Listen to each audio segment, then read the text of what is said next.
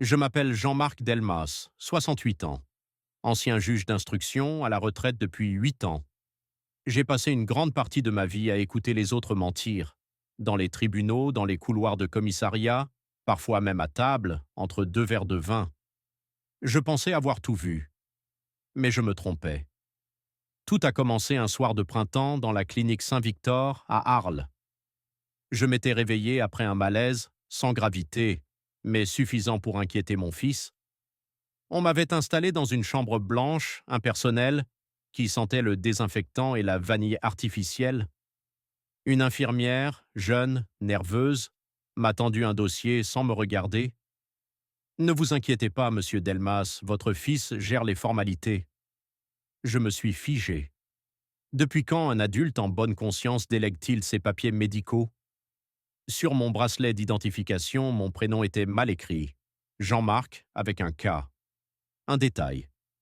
Mais les détails, c'est tout ce que j'ai toujours su lire. Une lettre en trop, une signature trop nette.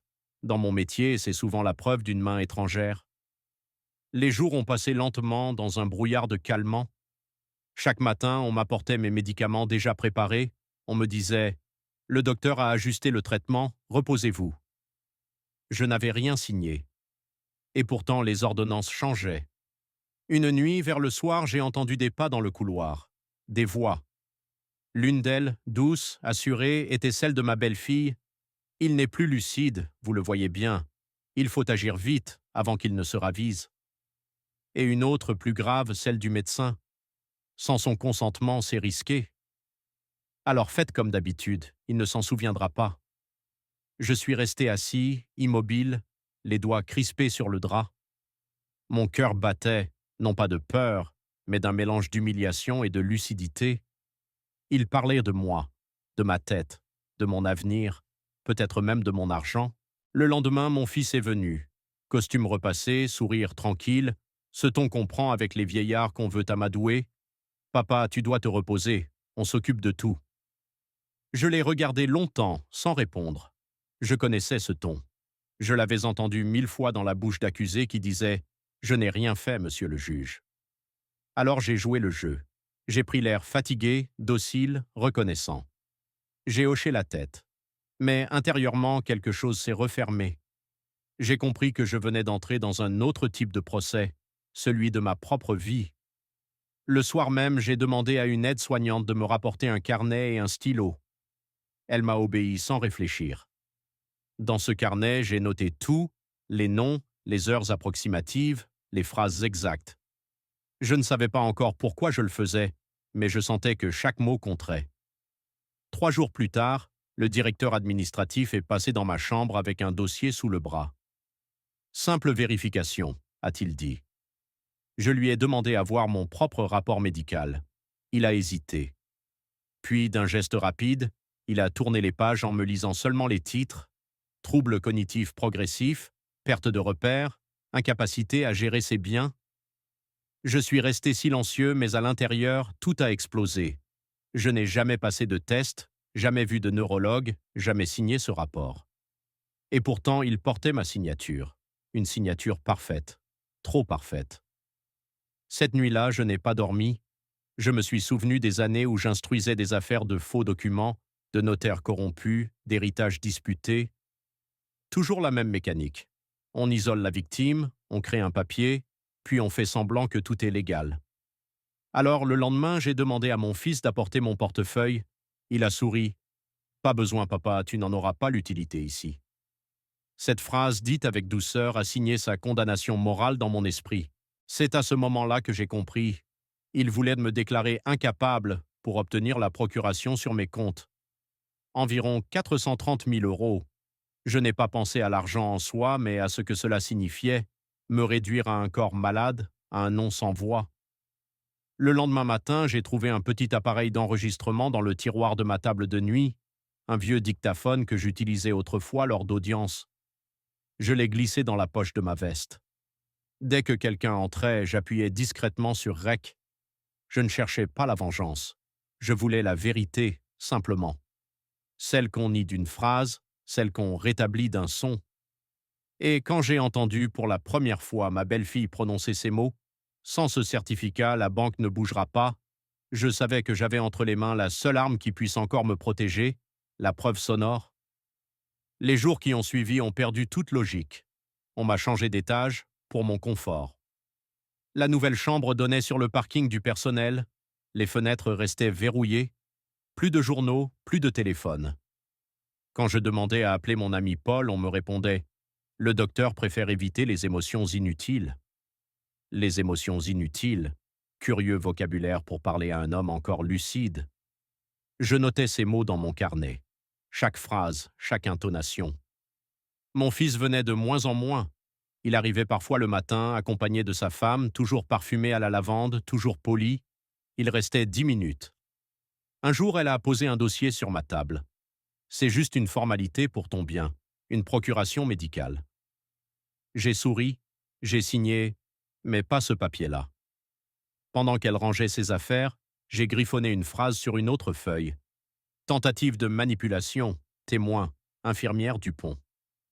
Je faisais semblant d'oublier, de ne pas comprendre. Il se détendait. Le médecin, lui aussi, changeait de ton. Il me parlait lentement, comme à un enfant. Vous savez, monsieur Delmas, la mémoire peut être trompeuse à votre âge. Je lui ai répondu calmement, c'est vrai, docteur, mais pas les enregistrements. Il a souri, sans comprendre. Moi, si. Chaque soir, je cachais le dictaphone dans la poche de ma veste, sous la couverture. Je notais l'heure approximative, les pas dans le couloir, les phrases chuchotées. S'il signe, on aura accès au compte courant. Le neurologue confirmera le diagnostic demain. Les preuves s'accumulaient, morceau par morceau. Je n'étais plus impatient. J'étais un enquêteur enfermé dans sa propre scène de crime. Un après-midi, une aide-soignante a laissé tomber son badge. Je l'ai ramassé, Saint-Victor, département administratif. Elle m'a chuchoté « Faites attention, monsieur Delmas, certains papiers changent la nuit ». Et elle est partie sans se retourner. Cette phrase m'a suffi. J'étais sûr maintenant. Tout cela dépassait ma famille. Alors j'ai décidé d'attendre le bon moment, le lieu où le silence pèserait plus que mes mots. Et quand il viendrait, j'allais le briser moi-même. Je ne suis pas un homme qui panique. J'ai passé ma vie à écouter des témoins trembler, à ordonner le calme dans une salle d'audience. Ici, entre les draps blancs, j'ai retrouvé cette même discipline. Il me fallait des éléments tangibles, pas des plaintes au vent, pas des impressions, des faits que l'on ne pourrait pas contester. Le premier rebondissement est venu d'un oubli. La secrétaire de l'étage a laissé sa tablette sur le chariot, déverrouillée. J'ai attendu qu'elle soit hors de vue et j'ai ouvert l'application des plannings. Horaire des visites, notes rapides, nom des médecins de garde. Dans la section Observation, une ligne, rendez-vous notaire, jeudi matin, dossier Delmas. Rien d'autre. Mais c'était suffisant pour confirmer une manœuvre. J'ai ensuite mobilisé ce que j'avais sous la main. Un petit enregistreur, discret, vieux modèle acheté pour des audiences. Je l'ai activé dès qu'une conversation menaçait de devenir décisive.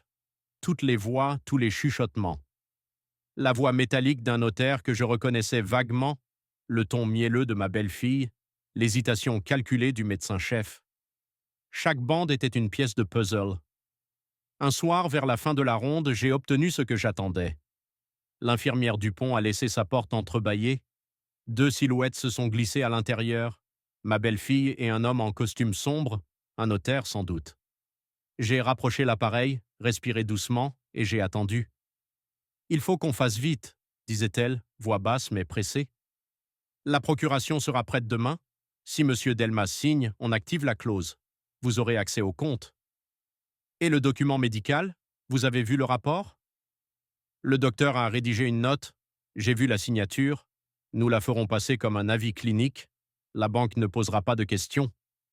J'ai ressenti une colère froide, du genre qui n'explose pas mais qui s'insinue. J'ai noté l'heure approximative, fin d'après-midi.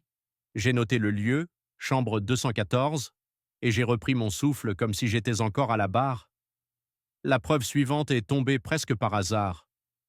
Un assistant administratif, Antoine, a commis l'erreur de jeter une enveloppe dans la corbeille en bas du couloir. J'ai attendu qu'il parte, je l'ai récupéré. À l'intérieur, un exemplaire d'un document médical mentionnant un déclin cognitif progressif, daté d'avant toute observation neurologique. La signature en bas semblait dactylographiée puis scannée. Faux. J'en ai fait une photocopie, je l'ai glissée dans ma pochette. Une autre pièce qui reliait les discussions au papier. Chaque soir, je transcrivais mot à mot ce que le dictaphone avait capté. Parfois, j'ajoutais une remarque, ton sarcastique, hésitation avant le chiffre, autant d'indices que je savais lire. J'ai pris l'habitude de laisser tomber des phrases dans mes conversations avec eux, phrases innocentes mais calculées. Comment va le notaire? Un mot apparemment anodin mais qui suffisait à faire baisser la garde, à faire répéter des informations. Un autre rebondissement, la réception d'un courrier du fisc que je n'attendais pas. La lettre mentionnait une demande d'information à propos d'un virement provenant d'un compte rattaché à mon nom. Le virement n'existait pas dans mon relevé consultable, mais la présence de cette lettre signifiait que quelqu'un avait commencé à faire bouger des pièces dans l'ombre. J'ai imprimé cette lettre et je l'ai placée dans mon dossier de preuves. Je ne me contentais pas d'accumuler des éléments, je préparais leur logique. Chaque document, chaque enregistrement devait répondre à une question simple. Qui a dit quoi, quand et dans quel but? Sans cette chronologie, les mots restèrent de l'air. Avec elle, ils devenaient une chaîne solide. Le petit appareil m'aura donné des heures d'enregistrement. La preuve la plus nette, celle qui m'a glacé le sang, se trouve sur une bande où l'on entend le notaire, sa voix grave et rassurante, préciser « Une fois la procuration en main et le certificat médical enregistré, la banque libérera les accès. Nous aurons alors 3 jours pour transférer à l'étranger. » 3 jours. Pas une hypothèse, pas un projet flou, un calendrier. À ce moment-là, il ne s'agissait plus seulement de prouver une mauvaise intention, il s'agissait d'arriver avant eux. La collecte de preuves devenait une course contre le temps. J'ai commencé à transmettre des copies confidentielles à 2 personnes de confiance, mon vieil ami Paul, avocat à Aix, et un ancien collègue, le juge Pierre Lemaire. Ils ont accepté de garder ces éléments au chaud et d'agir si nécessaire. J'avais besoin d'un appui juridique qui ne soit pas lié à la clinique. Ce soir-là, en relisant mes notes, j'ai relu cette phrase que je m'étais promis de ne pas oublier. Ils ont falsifié mon dossier médical, mais j'avais enregistré toute la conversation. Je l'ai écrite au feutre dans le carnet, en lettres fermes. Rien ne me semblait plus fragile que la confiance et plus solide que la preuve. Prochaine étape, les amener à commettre une erreur publique. Ils pensèrent me réduire au silence. Je préparais la façon de leur donner la parole, en la transformant en aveu. Je décide de redevenir celui que tout le monde attend, le vieil homme affaibli, reconnaissant, presque docile. C'est un rôle que je connais bien, pas une comédie, mais une stratégie. Au palais, j'ai souvent utilisé le silence comme une arme, ici je l'emploie de la même façon.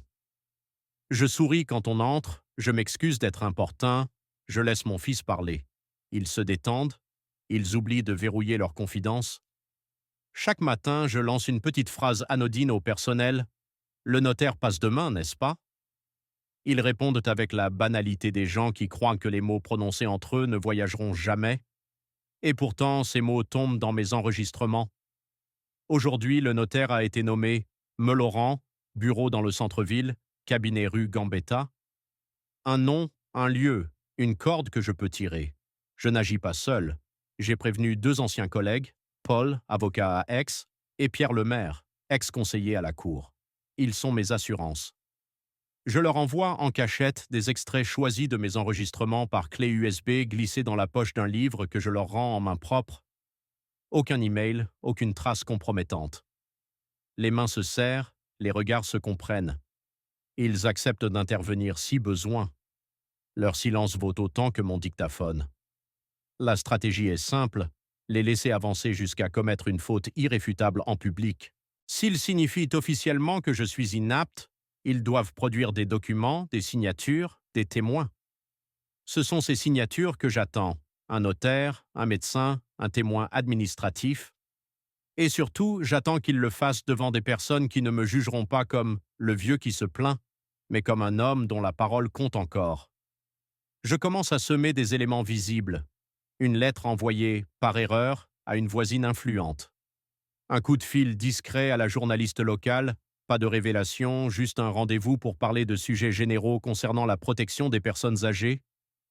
Rien de plus, mais assez pour qu'un regard extérieur commence à se poser. Un après-midi, lors d'un déplacement à la pharmacie de la rue Pétrarque, je croise l'infirmière Dupont. Elle me confie à voix basse: Ils vont trop vite, j'ai peur pour certains papiers. Son hésitation m'offre une nouvelle cordée d'informations. Elle sait qu'on accélère des procédures. J'insiste doucement: Si un document vous inquiète, gardez-en une copie. Elle prend mon stylo, marque une date sur son carnet. Une autre preuve vivante, discrète, humaine. Je fais croire à la fatigue, je rends visible l'état que l'on veut me voir illustrer, mais en parallèle, j'organise. J'amène mon dictaphone lors des visites imprévues, je demande à voir des documents pour mon assurance, je feins la confusion sur des termes juridiques pour pousser le notaire à expliquer, encore, et surtout à répéter. La répétition est ma meilleure alliée. Elle transformera le soupçon en aveu lorsqu'on l'écoutera hors contexte. Un soir, la porte de la chambre 214 s'ouvre et je surprends une phrase qui me glace. Si on temporise jusqu'à lundi, la banque nous laissera tout transférer sans poser trop de questions. L'homme parle de transférer. Ils n'ont pas parlé d'héritage, ils ont parlé de compte, de mouvement rapide. J'enregistre, j'écris l'heure. J'appelle Paul pour lui annoncer la nouvelle, la voix basse mais déterminée. Il promet d'être prêt. Je choisis le lieu de l'affrontement. Pas la rue, pas une plainte isolée, mais un cadre officiel, le conseil de la clinique, en présence du directeur, du médecin-chef et, idéalement, d'un représentant du notariat. Là, il n'y aura pas seulement des mots, il y aura des décisions, des documents signés, des formulaires officiels. Là, leur schéma, s'il existe, doit apparaître ou se défaire. Avant cela, je dois les amener à convoquer ce conseil. Pour cela, j'explique avec une voix feinte et un air préoccupé que je souhaite comprendre mes dossiers médicaux, que j'aimerais rencontrer le médecin-chef pour clarifier un point. Petite provocation, petit prétexte, ils accepteront parce qu'ils sont sûrs d'eux. Ils acceptent toujours la façade du bon fils et de la belle-fille attentionnée. Et tandis que je joue mon rôle, j'attends. Ils pensent que je suis docile, ils pensent que la décision leur appartient, ils ne voient pas que je leur donne la scène.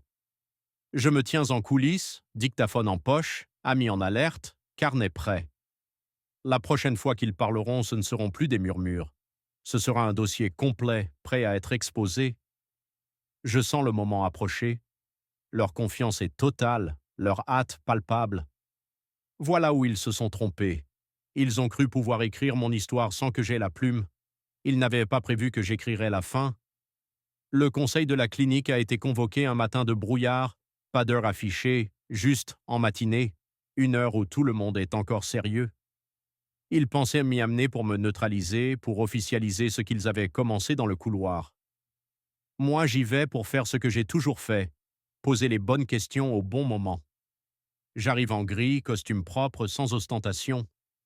Paul et Pierre sont là, assis au fond, deux visages qui suffisent à me rassurer. Le directeur me salue avec une chaleur superficielle. Le médecin-chef me regarde comme on regarde un dossier compliqué, avec distance. Mon fils serre la main du notaire, sourire contrôlé. Ma belle-fille a les mains qui tremblent, un pli nouveau entre les sourcils. Ils ont organisé la mise en scène, le fauteuil près de la table, la fausse compassion, les formulaires prêts à circuler. Le président ouvre la séance. On évoque des procédures, des protocoles, des recommandations. J'écoute en silence et je prends des notes comme au banc. Puis vient mon tour. J'explique d'une voix posée. J'aimerais comprendre ce qui figure dans mon dossier. Il y a des éléments notés que je n'ai jamais signés. Pourriez-vous, docteur, me les expliciter? Le médecin, surpris par la précision de ma demande, hésite. C'est son premier faux pas. Il répond prudemment, quelque chose d'évasif. Il y a eu des évaluations, des observations cliniques. Je sors alors le petit dictaphone de la poche intérieure de ma veste et le pose sur la table face à eux. Le bruit est minime, mais il devient un signal. Quelques têtes se tournent. Mon fils se redresse, alerte. Là, je sens que la pièce change d'air. Écoutez, dis-je simplement, et j'appuie sur play. La voix de ma belle-fille emplit la salle, d'abord comme un bruit lointain, puis net. Sans ce certificat, la banque ne bougera pas, on transfère tout 3 jours après. Silence. Un frisson parcourt la salle. Le notaire pâlit, le directeur regarde le plafond comme pour y trouver une excuse. Mon fils bredouille un « ce n'est pas ce que vous croyez », mais ses mots se perdent. Je laisse la bande dérouler. Une autre séquence, la voix du notaire qui parle d'un calendrier, d'un compte, d'un virement. La répétition fait son œuvre. Ce n'est plus une supposition, c'est un plan. Je n'ai pas besoin d'en dire plus. Les minutes qui suivent sont un étalage de contradictions. Le médecin qui affirme n'avoir jamais signé tel document, l'assistant administratif qui avoue avoir scanné des fiches sans vérifier, la belle-fille qui laisse échapper un sanglot nerveux. Tout se déroule comme dans une audience que je connais trop bien, des mensonges qui tombent l'un après l'autre quand on leur présente la preuve. Soudain, la porte s'ouvre. 2 agents de la gendarmerie entrent, sobrement, sans tambour ni trompette. On m'avait prévenu. Paul avait téléphoné avant la séance pour déposer une plainte. Un officier prend des notes, l'autre saisit le dictaphone et en vérifie la copie. Les gestes sont clairs, définitifs. La salle devient tribunal, la clinique devient adresse d'une enquête. Les témoins murmurent, des téléphones se lèvent et filment la scène. La ville entière recevra ce spectacle. Mon fils tente de se lever, de parler, de plaider l'émotion. Mais déjà la journaliste locale, invitée par Paul quelques jours plus tôt, sort un carnet et note « rapide ». Il n'y a pas de grand éclat, pas de cris. Juste des regards lourds, des visages qui perdent leur masque. La belle-fille, visage blême, avoue en sanglotant qu'ils étaient pressés, inquiets, qu'ils avaient cru bien faire. Le notaire, pris au piège, conteste puis se replie sur des formulations techniques. Les gendarmes relèvent les noms, les attestations, les contradictions. La scène publique fonctionne parce qu'il y a des témoins, des vraies personnes qui n'ont rien à gagner. Les auxiliaires présents, la secrétaire surprise, le voisin qui avait reçu la lettre par erreur, tous confirment des détails. Les mots prononcés dans le secret prennent une dimension irréfutable lorsqu'ils sont repris à voix haute, sous serment, devant d'autres. La vérité, sous cet angle, n'est plus négociable. Après l'audition, une décision rapide, saisie des pièces, interdiction d'accès au compte, signalement au procureur. La clinique publie un communiqué prudent, procédure en cours. Le notaire est suspendu à titre conservatoire. Mon fils reste immobile, la mâchoire serrée, comme un homme qui réalise la portée de ce qu'il a préparé. Je ne cherche pas à humilier, je cherche à rétablir l'ordre. En quittant la clinique, je vois les voisins dans le hall, certains étonnés, d'autres soulagés. Tony, le sergent du coin, me serre la main et murmure « On est avec vous, monsieur Delmas ». Ce petit geste vaut plus que 1000 discours. Ce soir-là, en rentrant chez moi, j'allume la radio. Mon nom est déjà prononcé sur les ondes locales. La ville murmure, la presse locale prépare un papier. Ce que je voulais n'était pas la mise au pilori public.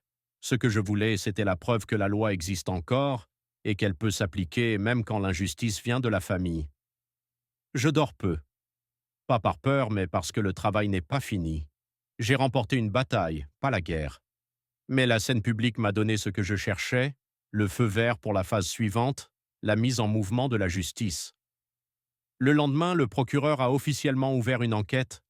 Les journaux parlaient de falsification de documents médicaux et de tentatives d'abus de faiblesse. Je n'avais pas besoin de lire les articles, je savais déjà comment ces affaires se terminent. Lentement, mais sûrement. La clinique Saint-Victor a suspendu 2 médecins, le notaire a été placé sous contrôle judiciaire et ma belle-fille a reconnu dans une déposition tremblante qu'elle avait suivi les conseils du docteur. Quant à mon fils, il n'a pas parlé. Il a signé son procès-verbal sans lever les yeux. Je ne lui en voulais pas. J'avais connu dans d'autres affaires cette honte qui se transforme en silence. J'ai repris mes papiers, mes comptes, ma maison. Les gendarmes m'ont demandé si je voulais porter plainte au civil. J'ai répondu non. La justice, pour moi, ne se mesure pas à la vengeance, mais à la clarté retrouvée. Je voulais simplement que les faits soient reconnus, que le mensonge cesse d'exister dans les dossiers. Pendant plusieurs semaines, j'ai vécu dans un calme étrange. Je marchais le matin jusqu'au Rhône, avec mon carnet dans la poche et le dictaphone rangé dans un tiroir. Je n'ai jamais réécouté les bandes.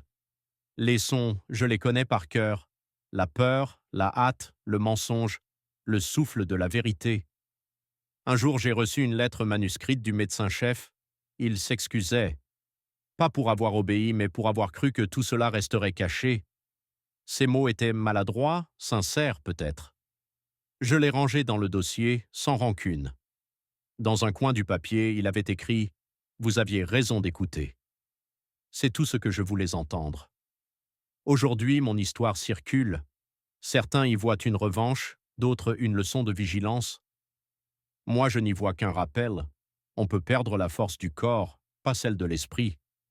Et parfois, une simple voix enregistrée suffit à rendre à un homme son nom, sa dignité et son silence. Je conclus toujours par la même phrase. Quand on me demande comment tout cela a commencé, ils ont falsifié mon dossier médical, mais j'avais enregistré toute la conversation. Et je souris, parce qu'au fond, c'est la seule preuve que j'étais encore vivant, lucide et debout. Il y a maintenant plusieurs mois que tout cela est derrière moi. La maison respire à nouveau. Le matin, j'ouvre les volets sur la lumière douce du sud et j'entends les cloches d'Arles, le même son qui m'accompagnait quand je partais autrefois au tribunal. Sauf qu'aujourd'hui, je ne juge plus personne. Mon fils vit à Marseille. Il m'écrit rarement, mais il m'a envoyé un mot bref, presque timide. « Papa, je ne sais pas comment réparer. » Je lui ai répondu « Commence par ne plus mentir, ni à toi, ni aux autres. » C'était ma manière de lui tendre la main sans effacer le passé. La clinique Saint-Victor a changé de direction. On dit que mon affaire a déclenché un audit interne et de nouvelles règles de vérification des consentements. Les journaux ont cessé d'en parler, mais plusieurs familles m'ont écrit. Elles m'ont remercié, certaines m'ont confié des histoires similaires, des signatures arrachées, des diagnostics inventés. Je leur ai répondu une par une, toujours la même chose. Notez les faits, ne criez pas, notez. Un jour, la vérité aura besoin de votre calme. Je vis simplement. Un café au même endroit chaque matin, une promenade jusqu'au vieux pont, un dîner modeste avec Paul ou Pierre le dimanche. Nous évoquons parfois l'affaire, mais sans rancune. Ils me disent que j'ai fait ce que peu d'hommes auraient eu la patience de faire. Je leur réponds que la patience, c'est la seule justice qui ne coûte rien. Le dictaphone, lui, repose dans un tiroir fermé. Je ne l'ai pas détruit. Ce petit appareil noir a été mon témoin silencieux, mon bouclier. Il me rappelle qu'à certains moments, la vérité ne se crie pas, elle se prouve. Parfois, le soir, je repense à cette phrase que j'avais écrite en grosses lettres dans mon carnet. Le mensonge est rapide, la justice prend le temps de marcher. Et je crois que c'est cela, vieillir avec dignité, continuer de marcher, lentement, mais droit. Je n'ai plus besoin de plaider. Je vis, je lis, j'écris un peu. Quand le téléphone sonne, je décroche sans méfiance. Quand le facteur apporte une lettre, je la lis sans trembler. La paix, la vraie, c'est cela. Ne plus attendre que quelqu'un vous rende justice, la posséder déjà, en soi. Et quand on me demande comment j'ai fait pour ne pas sombrer, je souris. Parce qu'il n'y a pas de secret. Seulement une voix calme, un carnet, et le courage de ne pas détourner les yeux quand la vérité parle, même si elle fait mal.